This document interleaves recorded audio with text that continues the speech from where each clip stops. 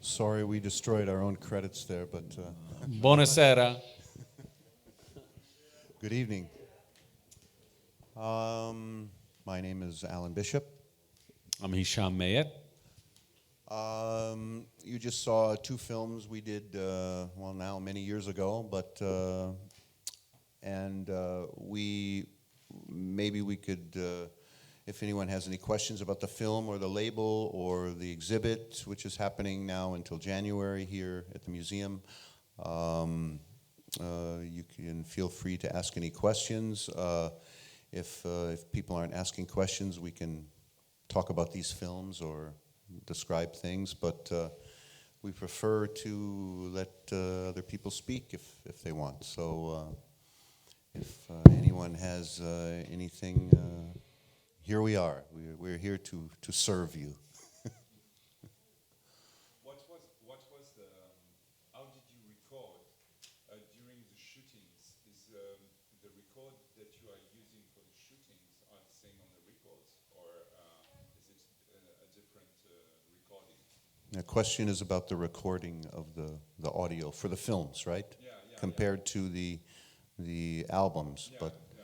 well, you know, the first film is actually an album. Also, the second film is not an album, so it's only the film. So you can talk about. Yeah, for the first film, filmed in Morocco at the Jamal Fana, the audio from the camera is the audio also released as a standalone album, and the recordings were good enough that it seemed to be okay to. You'll notice on the first film, what stands out is that wherever the camera points is the audio you get, which is, you know, it's, you know, everything is done when we're on these projects, usually is done very low budget. You know, we're not setting up a complete sound recording system, and we don't have the budget to do it, you know, and the performance would probably be different and not as lively and real if we had more equipment laying around to try to be like some, you know, massive documentary program. You know, it's all on the fly, and in a sense, how you would experience it if you were there, more so than trying to produce it to be perfect one way or the other. And we learn to live with the imperfections of what we do, and we kind of like it. You know, there's a certain charm to it that you can't get any other way. So. Yeah, it becomes really by default, it becomes a specific aesthetic, kind of a sonic aesthetic, more low fidelity, more of a street feel to the recordings. You know, we have recordings that are much higher fidelity for other projects, but in the beginning, I think we, as Alan said, you know, we went with what we had and what we were able to.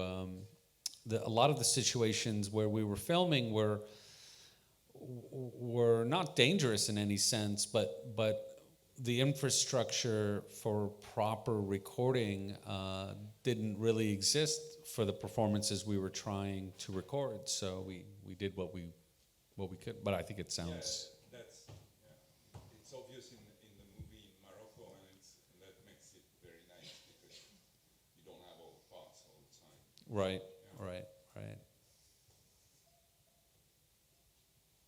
Oh, come on. Which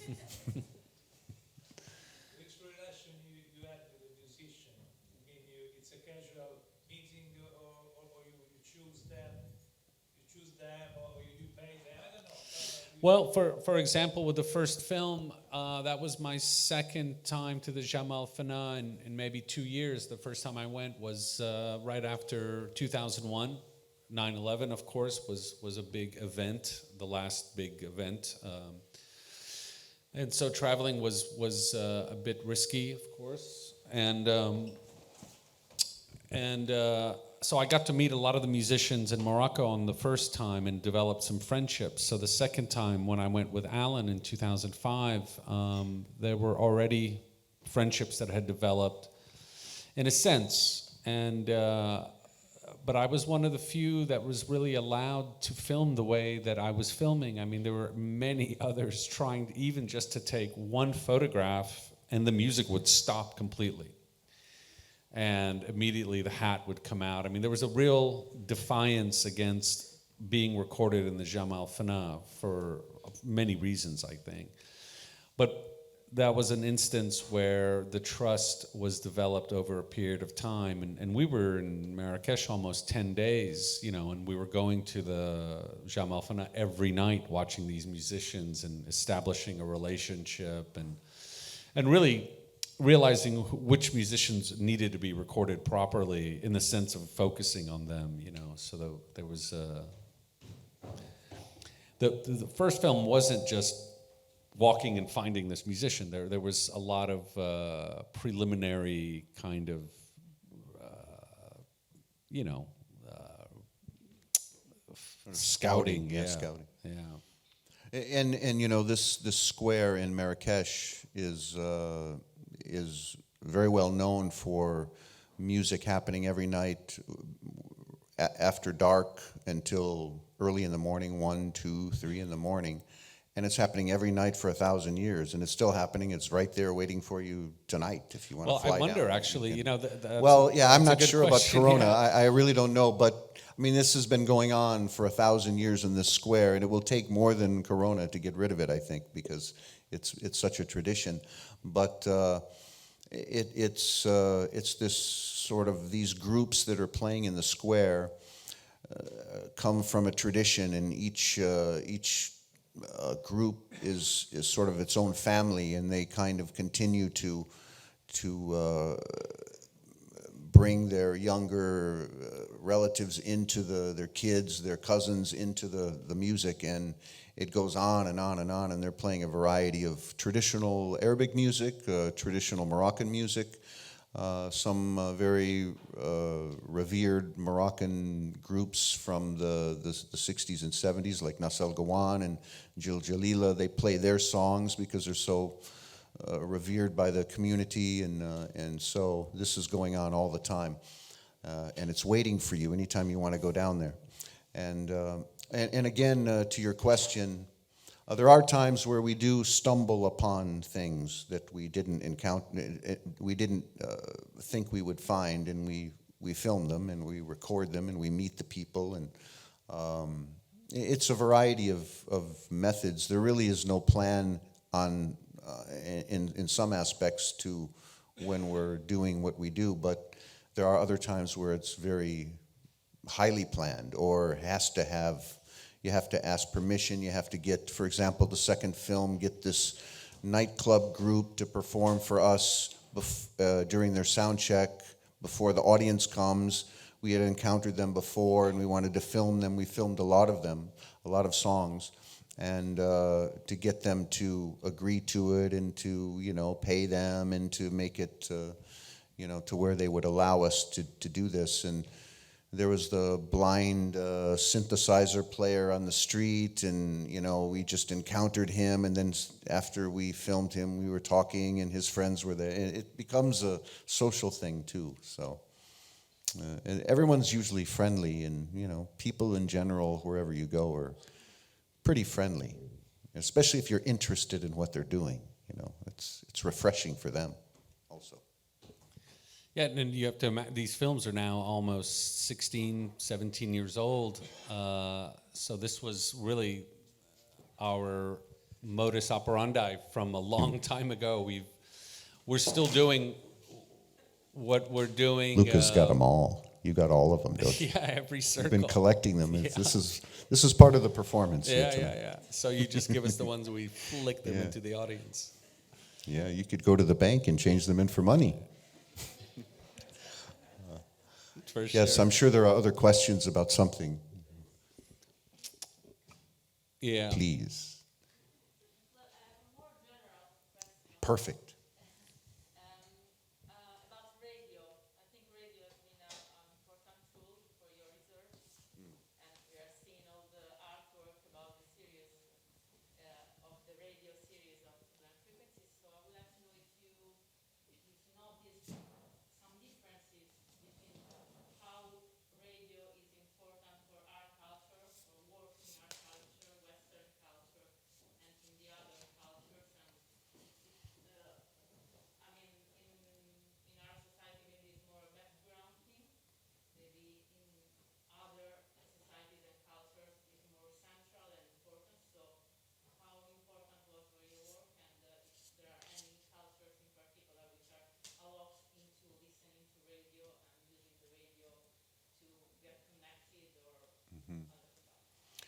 Well, radio is, I suppose, it's not nearly as important today for people in general around the world than it used to be, because there's a lot more choices to use for your media and a lot of more distractions, and it used to be the most important source of entertainment before the television. And it's dying slowly, I think, but it will never die. I think it's a great medium, and it serves a lot of function for many, many things.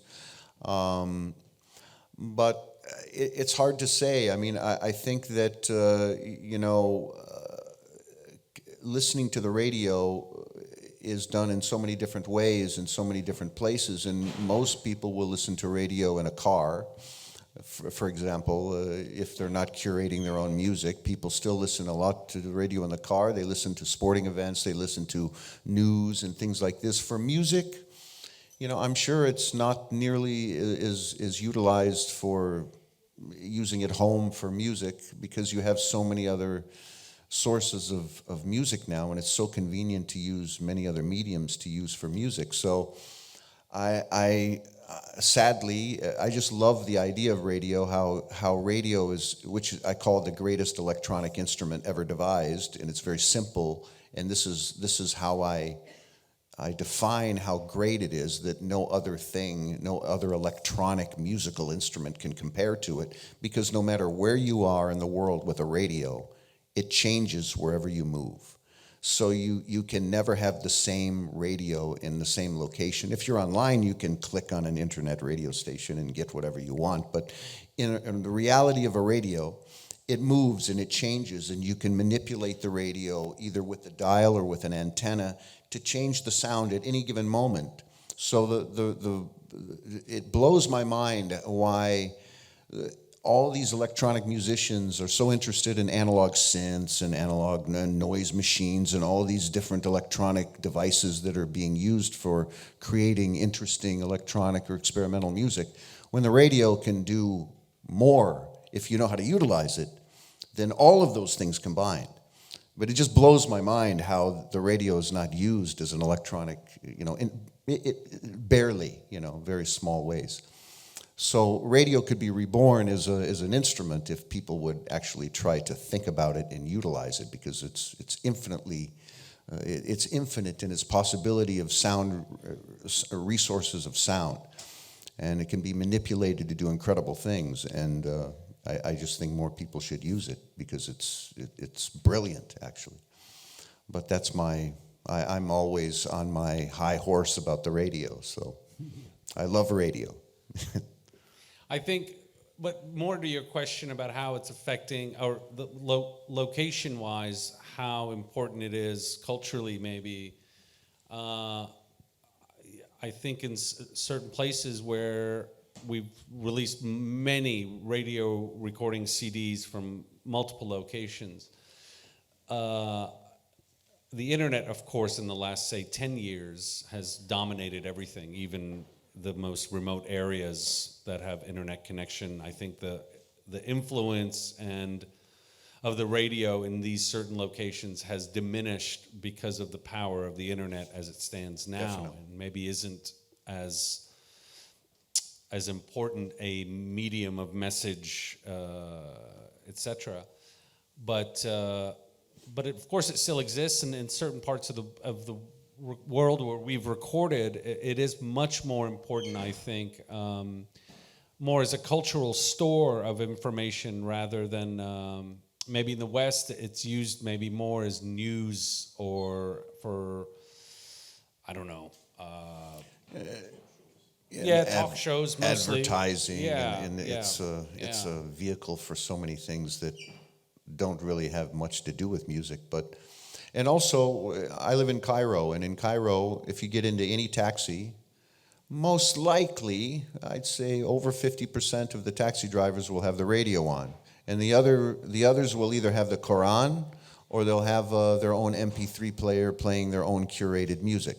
But over 50% still, and you get in a taxi or a bus, or they'll have a radio going. And many of the restaurants or the cafes or bars will also have a radio playing at when you go into the shop. So it's still utilized a lot, much more so than here or the West in general. I mean, but it was interesting. My ride from the airport just yesterday, the taxi was had the radio on, and it was something I noticed immediately, that it was the actual radio and not, there was news snippets, and there was actually a moment when he was changing the station, and I was like, oh, wow, it still exists. That looks great. Yeah.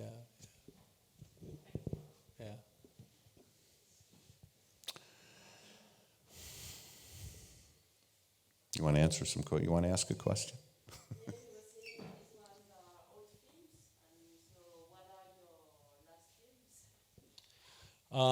Well, I mean, we've done maybe another 10 films since the 2 that we showed here. They've covered different areas, some from Niger and Mali. There are some from Mauritania and the Western Sahara. There's some from Burkina Faso. I think There's India.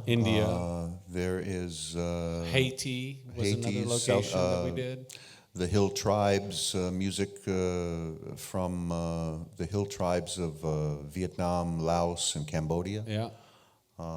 Ethiopia, there was a film that we did that was mostly tribal music of the highlands in Ethiopia. So there's been many more documentaries after these. I think the reason we chose these, I'm not quite sure. I mean, we could have chosen some other ones, but I think these were ones that were made very near each other, and sort of made sense to. And we were involved in both films, Yeah. so it's one way or the other, it made more sense. Yeah. And there's other films that we have that are sitting around. The art of the DVD has seemed to die, and is it really necessary to do DVDs, and should we just put everything up and try to make new productions and put them online and stream them? We're working on all kinds of possibilities, and we're all, the 2 of us and a lot of our associates who we work with for Sublime Frequencies are so busy with so many other projects. We're all either musicians, filmmakers, writers. We're working on so many things that, we sort of tend to the label when we have time to do it. Because it's not about money, it's not about economy for the label. It's just if the label can survive, continue to do work and produce new records or new films, whatever. That's all we really need it to do, because we're doing other things. We're all artists doing our own thing. So, Yeah. But after 20 years, I mean, the label's very active. We just released an album 1 month ago, and then we have a new album coming out in 1 month. So it's still... And 4 last year. So. And in 2021, we will have released 6 albums this year. So that was this year, yeah. yeah, all of them were this year. So the label continues. I mean, it's almost 20 years now, and we have almost 120 releases. We've done books and DVDs and CDs and some exhibits like the one here, and all of that is still in what Alan just said about us having a life outside of the art and the label, which is he does 2 or 3 labels other than Sublime Frequencies. I do 3 or 4. We're living kind of in 2 countries all the time, and since COVID, of course, it's been. But now that it's opening back up, we're able to sort of move around a bit more, and it's. We hope it continues another 20 years. If we're allowed to move from one place to the other, we'll see. It'll be an interesting development.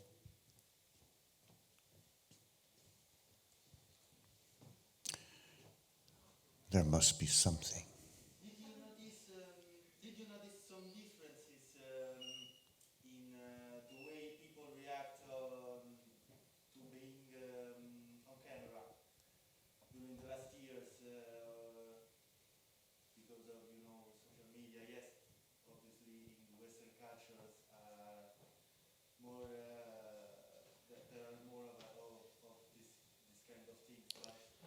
Yeah, I mean, I think the majority of our films really were done pre-social media. I mean, the films that have been done since, I mean, you know, depending on how we want to define where social media has matured, let's say 10 years, yeah, more or less, maybe more in the West, but less in the other areas.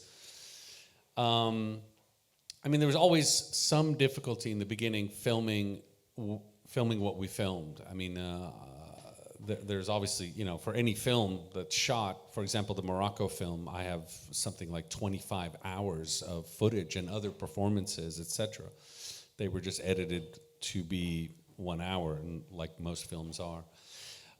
In some rural areas in the beginning, when we were filming 20 plus years ago, having a camera that was a street level camera could be problematic in some places, and there was a lot of mistakes that I know I made by filming something that maybe I shouldn't have been filming, and if anyone that I was filming wasn't happy with it, I would be told quickly that it was not okay.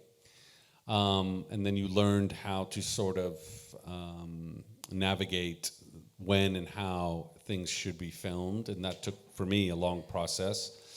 But since social media has become become the dominant eye of God in all of our lives, I don't think we've actually filmed in areas where feeling like, if you recorded someone, and let's say you posted it on social media, like we never post anything on social media in regards to just say, oh, here's a little thing. It usually comes from one of the released films or the DVDs. Other than that, I can't imagine that we've used one or two examples of something on Instagram or something, but And there's a psychological situation that's developed over the years too. Now, if you go anywhere to film anything on any street, it doesn't have to be music, it can be anything. And if you have a cell phone, it's somewhat acceptable. But if you pull out a camera, it's different. It's more official. Oh, well, this is, you know, like, for example, in Egypt, everyone has a cell phone. Everyone's filming with the cell phone all the time. They're always taking photos, and the entire population is doing. It's accepted, and it's common, and it's everywhere. But if you pulled out a camera in downtown Cairo and started filming the street or your friend or whatever, a policeman might come up and ask you what the hell you're doing, because it's a camera. It's not a cell phone. It's really the same idea, but the medium is different. So it looks official. It looks. Are you a journalist? Are you doing a documentary? What are you doing? You know, and maybe you don't have permission to film with that larger camera. But if you have a cell phone doing the same thing, nobody gives a shit. So it's bizarre how this has become, you know. And I think this is true in many places. So. Well, it's been the most interesting thing is to have seen the development of the availability of cameras. I mean, a lot of these early films, you know, these were pre-social media, pre-people having smartphones that could record video. I mean, that really didn't come into a larger use until, I don't even know, what, 2010, 11, 12, people started, you know, roaming around with video, real video, you know, phones. But like there was actually the last film that I did, which is now almost 3 years old, in a location that I had done a previous film, and it was shooting a wedding of one of the musicians that I developed a long relationship with, Group Douai. And the last film almost exploited the very fact of how many cell phones were also filming the wedding, but also filming me. And so really the cell phone, the cell phone cameras became almost a major character in the documentary. And one that I wasn't trying to avoid is actually one that I started concentrating on, using it even as a compositional element, because there would be, you know, say 30 women, and 27 of them all had their phones and it was almost choreographed with this sort of cell phone movement thing, and we were recording each other. I kept saying, well, there's 200 films being made tonight, at this wedding, because everybody's got their own perspective. And so this idea of the filmmaker and the one being filmed the script of that has been completely upended now, because in a sense it's an orgy of cameras everywhere all the time, no matter where you go. And it's certainly created not new challenges. I mean, of course there's challenges, because now you think, why would you go travel to an exotic location and film these things? Because you can just now go to YouTube and there are 3 million videos of what you thought that you wanted to record. Of people in these locations doing it themselves much better and quicker, and really the library of visual documentation has just exploded in the last 10 years, of course. But I mean, the challenges for me as someone who does these things has been to try to incorporate, the new paradigm of the counter, the person recording and the recordist, and then you're also being recorded, and you're probably being recorded and then being edited and then being uploaded to YouTube as the person who's in the small town in Morocco, So it's interesting. I went to film an Egyptian wedding, a band at an Egyptian wedding, and I was told to come in with a friend of mine. We were told to come in and just we're invited by him, and he's the band, but there was no formal invitation. But we crashed the wedding, and we started filming them at some point, sitting at a table, and then all of a sudden, the documenteur of the wedding with the official cameras coming table to table, and then we were in the film of their wedding, and we were filming them, they were filming us. It's the same thing. And then we always wondered, because we had no idea who the families were, the bride or the groom, and we're going to show up on this video that they're going to produce for the wedding, and they'll never know who we are. And we knew the musician, but they probably didn't figure that out, and it was all this unknown stuff. But there's cameras everywhere; they're moving around all the time, and it's just blurred the whole terrain of filmmaking and documenting things. It's just impossible to process this stuff in your head about how everything is changing so fast. Yeah. And where it's going, the technology will just increase in convenience and technicality. So it's the great frontier. There's a great story I just remembered when around 2008 or 2009, I was south of Marrakesh in the Western Sahara doing some recordings of similar musicians, but more Sahrawi musicians. And I'd spent 4 days recording several groups in this town, Gulamim, with some really amazing younger musicians. And after my recording sessions on the tape, the videotape, I would give it to the musicians, and they were doing dub copies for their own archive. I was just saying, well, here's yours, please copy it and then give it back to me.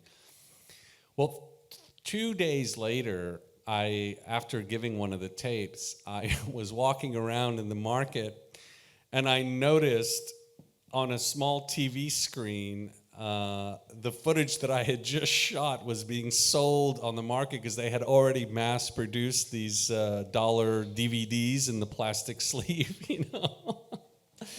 So it was kind of this amazing thing where I was like, wow, okay, these are already made into DVDs and being sold just 2 days after the record. No Resourceful. editing. Yeah, it was Great. a really kind of interesting flip of the script,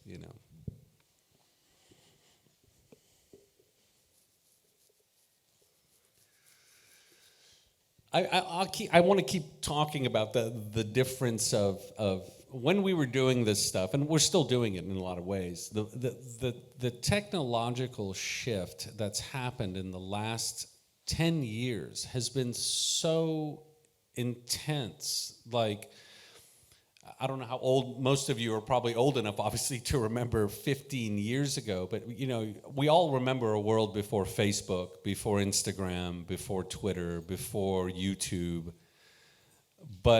and maybe some of you don't, but that world existed just 15 years ago. I mean, imagine a world now without those four things that I mentioned, but that world was within just a short period of time ago. And now how much that dominates everyone's life who's connected to the internet. And having been doing what we do through that transition has been intense, because you think about like, oh, why document this? Why are we doing this? And how is it now being done in a way by local communities, etc.? I mean, it's a thing that I think about often, but I don't have, you know, it's more an observation that I find completely fascinating. You know, How has the street tech changed over time? The street tech, I was thinking about the musicians in the market with like little amplifiers and pickups that were probably just, I don't know, locally improvised. Has there been like an infusion of new musician technology, foot pedals, different things that people are starting to incorporate? Yeah, there's a wide variety, I think, of things going on everywhere like this, but there's also still the old school stuff like this happening too. I think there's always going to be you know, the technology will hit the streets, whatever's available, and things will advance. But the thing that's happening though about street music in general is that in many places in the world where you could just go out on the street somewhere in a major city or a small city, small cities are easier because they're not as enforced. But now you're seeing the you know, more enforcement of the police to kick you out. You can't do this anymore. For example, in Yogyakarta, in Indonesia, there used to be all kinds of amazing things going down in the city at night on the streets.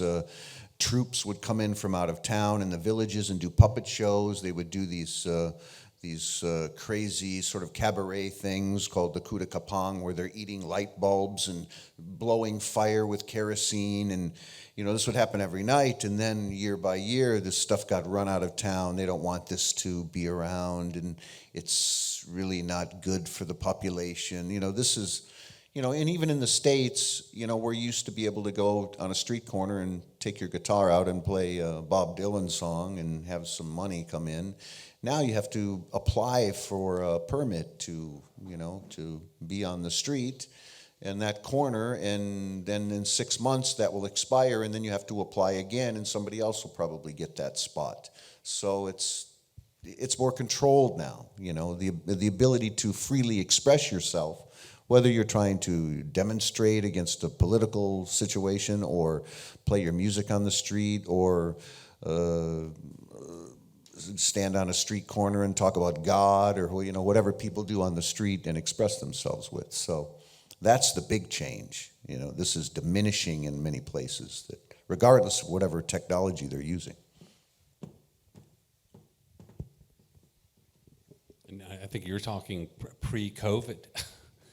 And Well, now, yeah, I mean, we'll we're see now. Yeah, I in mean, a it's- situation that nobody knows where it's going now. I mean, there's no way of knowing what, you know, any of this stuff will mean in a few years. So let's see where the world goes now. This is the latest technological shift from last year. You know, it is the great unknown as to what the role of public. I mean, it's hard for me to imagine a place like Jamal Fana in the last year. I mean, I can't imagine that they just allowed that to continue. I'm sure it was closed. And what does the future hold for a public gathering place? It's I don't know. I mean, I don't know where it goes, you know. So it's even documents like this all of a sudden become kind of a moment in time that could potentially, you know, doesn't necessarily evolve and just maybe disappears, you know.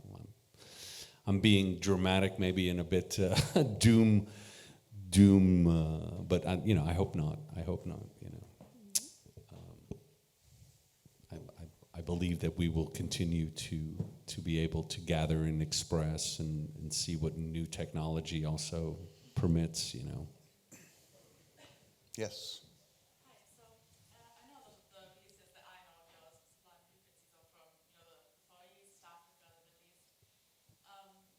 And also I've always been fascinated with, faraway places, but since living abroad and then coming back to Italy, I think I've rediscovered traditions that I completely ignored before, like musical traditions. So I was wondering if you ever attempted to, or if you ever look at traditions that are closer to home, like in European, Italian traditional music from the South or other European countries. And I don't know, maybe you have some releases. We get asked this a lot because, a lot of our releases are centered around North Africa, the Middle East, West and South and Southeast Asia. I think the majority of them can maybe parts of Sub-Saharan Africa. These are kind of the areas that we're releasing the most amount of stuff in, far majority. And I think it just comes down to our interests in, we love everything, we love, jazz and, Western music and even folk music from North America, Europe, or, anything. But I think that we're not against it. It's that the projects we're going to work on are going to be under our interests. I'm very interested in Southeast Asian stuff, Thai, Burmese, Indonesian, Cambodian. This is one of my specialties in my musical interests in researching and listening to, and also Middle East, North Africa. And Hisham's the same. I mean, he's got his other, he's gone to Niger a lot, in Mali and Burkina Faso, and we all develop our interests. But if somebody brings a project to the label that we find fascinating, and it comes from the hills of Appalachia, or it comes from somewhere in southern Italy, we're always open to these things. I guess we just haven't had submissions from other people from these areas. Maybe they think that we won't release it because it's coming from, the West as opposed to, these other areas that we release. But, we can't do everything, that's for sure. And I think it's always nice to go with your passion. So if my passion is one thing and Hisham's is another, and other people who we work with that are close associates, they have their passions, they're going to do better work if they're doing something that they're really, really interested in, as opposed to, well, maybe I might go here and check this out, but I don't really know much about it. Then that's a longer curve of researching it, and so there's plenty amidst our passion. There's a lot of stuff that still has not really been exposed that much, but that maybe you can bring a project to us. Actually, with discussing with someone in this room, even from a few years ago, there was talk about potentially trying to explore like Sardinia and the southern Italian kind of, carnival or pagan traditions, or what's left of sort of, regional styles that potentially are interesting, But as Alan just said, it would be a new frontier because a lot of these locations, we usually spend years, as Alan said, researching and really digging deep into these locations, but yeah, just to arrive somewhere and just because we haven't done it is wouldn't be necessarily a sincere approach,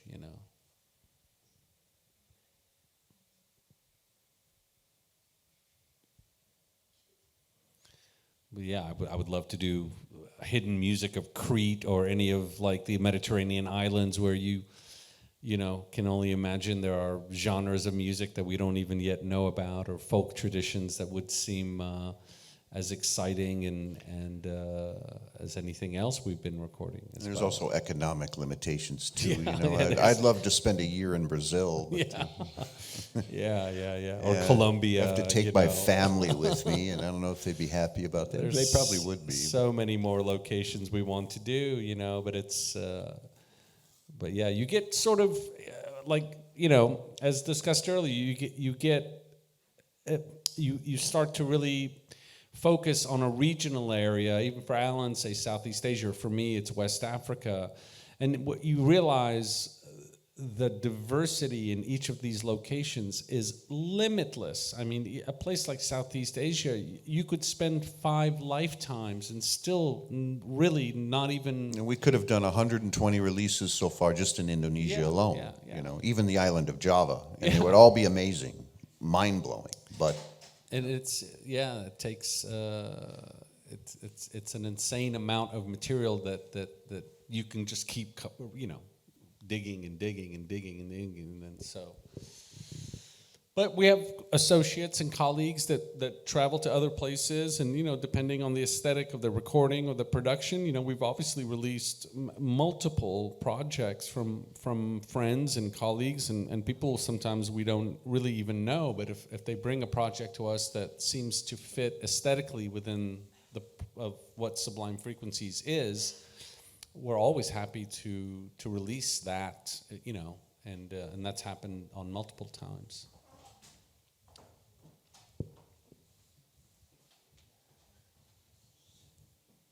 it's going quite well. Yes, there's a hand back here. I have a question concerning how is the dialogue with certain encounters you have with in terms of them seeing you or trying to see or understand that they maybe have an opportunity when there is this encounter, would you guys come to their zone or like their place? And they didn't, so far in the history of your label, there was any, like, let's say, continuation that through the visibility you guys giving of the music, of their culture, that something flourished in terms of, I don't know, travel, festival invites, or like, what do they gain? Because what we gain from our side is like, from you, really beautiful, done, curatorial, like a selection of worldly sounds. And I'm wondering, what do they gain? Like how is it rolling there? Well, it depends on what it is and what time frame we're talking about. A lot of the stuff that we've released on the label, not the majority maybe, but a lot of it has been retro music. So a lot of the artists are either dead or they're old and they're not really, we just license the music from them or their label or whatever, and we may not have a personal relationship with them. But then there are the more contemporary artists we work with, which that have benefited greatly with touring and festivals, and we've become very close friends with them. From Omar Suleiman to Group Douai, Group Inarain, Kudede, who passed away, Senyawa, and Hevan Laralemi. There are these more contemporary acts that are Sublime Frequencies. We have a name, we have a label, and we're involved in festivals come to us, and booking agents might want to do something with, they hear the record and they want to do something. And so they are able to benefit from it, and really, there isn't a lot of money in records anyway, especially when you're doing limited edition records. There's no money in it, really. It doesn't change anyone's lives. But if they can get a tour, that's where the money is, and maybe even license their songs for a film. That's much better income than an album that sells 1,000 or 2,000 copies. It's. And all of that's happened. I mean, all the musicians Alan just mentioned we've taken them on big tours. They've played big festivals. A few have just in the last few years started to get a kind of a sync. The sync licensing business has exploded for music, and they benefit financially from things like that. But yeah, we've got such a large catalog. It depends on what type of recordings. Omar Suleiman wasn't famous before you released it. He was famous locally. He was famous in the northeast locally, part of Syria. Yeah. Yeah, he was in a global. I mean, we through the efforts of the label and the fact that the music was obviously very infectious. He became a global pop superstar. I mean, really, Omar Suleiman became a global pop Syrian artist, you know, and a lot of that was through the work that we did with him. But we also don't want to manage artists. We don't want to book them. We haven't got, that's a whole business. Yeah. So we encourage them to move into another realm and get their own booking agent, their own, you know, system, because we just literally, we're not facilitating. We can't facilitate this. We've done it for short periods of time until they can find another avenue to do this, and we'll help them if they need the help. We've encouraged every one of the artists we first tell them that there's a limit to what Sublime Frequencies can offer, and Sublime Frequencies isn't interested in managing a global pop star. And all the musicians we work with, the contemporary musicians, know that they're completely free to exploit fame and fortune with other people. I mean, they know we make it very clear what our limitations are, and our limitations are by design because we want to remain independent, in control, even if it means less exposure or less money. Income, yeah.